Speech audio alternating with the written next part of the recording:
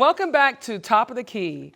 We're here today to discuss the changing of the guards. There's been so many head coaching changes. We've got 8 new hires, both collegiate and international coaches, and coming to the ranks. And today we're going to have Carolyn Peck and Krista Blanc break that down. Tell me, Carolyn, what jumped out to you this offseason? Not only that there were coaching changes, there were 8 vacancies, a lot of movement. And what that showed me is that franchises are really making a commitment to winning. I think that when Becky Hammon came to Las Vegas, she raised the bar. New York got on board. Seattle got on board. We started super teams. Now they're about winning. And if you're not getting it done, you got to move on. And what jumped out to me is just the diversity of where these coaches came from. There's a lot of coaches that maybe people haven't even heard about or known about, but whether it's coming from the college ranks, whether it's national team players, coaches, just a variety and a mixture. It'll be interesting to see their different styles and what they'll do. Well, 2 coaches that we want to highlight first and foremost because they came through the Becky Hammon tree.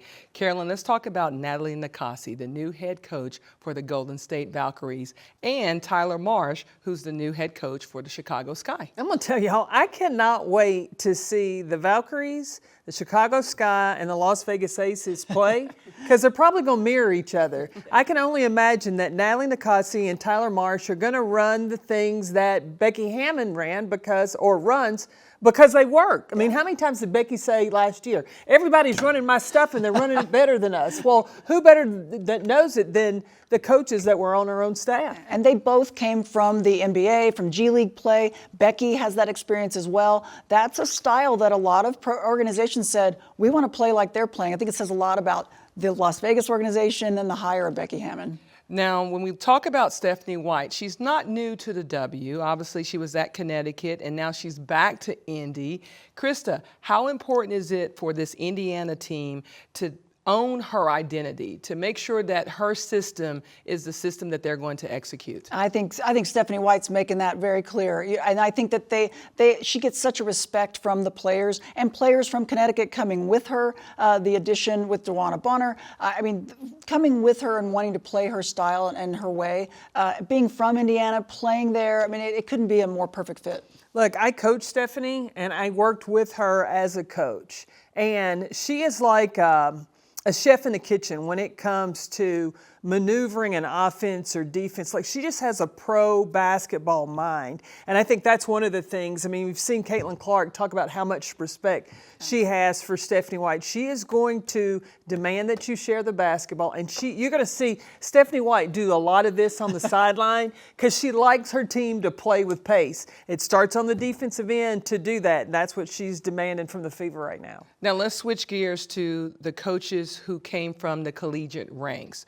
So one of my favorite coaches, because I had the opportunity to play a Florida Gulf Coast team coached by none other than Carl Smesko, but his style of play is one that a lot of teams will say I think it's going to fare well in the WNBA because he loves to shoot the 3. He's one that likes to play kind of positionless basketball. He wants to play in space and with pace, and so he spreads the floor out. Really, I think LA and in Atlanta, they went to find coaches that already had the knowledge of that style. Yeah. Yep, they did. And you mentioned LA because Lynn Roberts, new head coach there for the Los Angeles Sparks.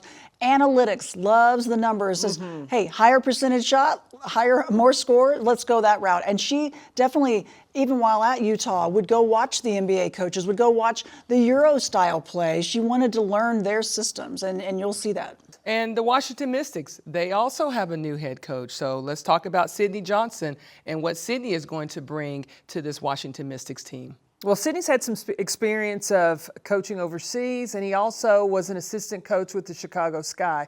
And I think that familiarity, all you got to do is be in it to understand the demands, to understand the talent and how competitive it is. He played at Princeton. He played overseas and internationally, so he's played at the pro ranks. But like I said, I think just having that season with Chicago probably got his feet wet a little bit, but like you said, now he's the head coach and going to be making more of the decisions. That's going to be fun to watch. Chris Koklanis, he's not someone who we have not seen along the sidelines. He's been with Kurt Miller in Los Angeles. He was also with Kurt Miller as a video coordinator at Connecticut. So his style of play, what he's been able to learn and gather over the years, how is that going to translate for this Dallas Wings team?